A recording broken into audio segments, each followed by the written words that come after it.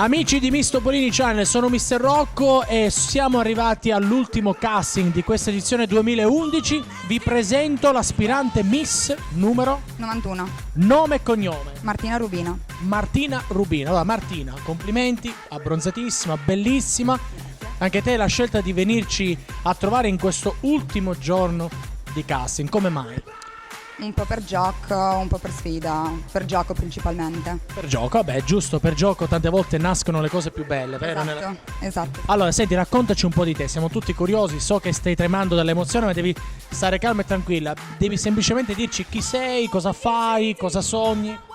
Sogno di diventare infermiera, momentaneamente non faccio niente, a parte cercare un lavoro. Quanti anni hai? 20. 20 anni, sei di Trieste? Sì. Segno zodiacale? Toro. Toro, quindi sei una persona dolce.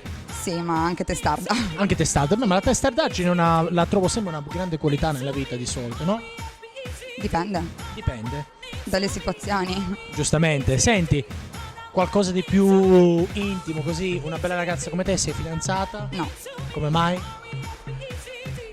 Cioè, nel senso che ti piace stare da sola?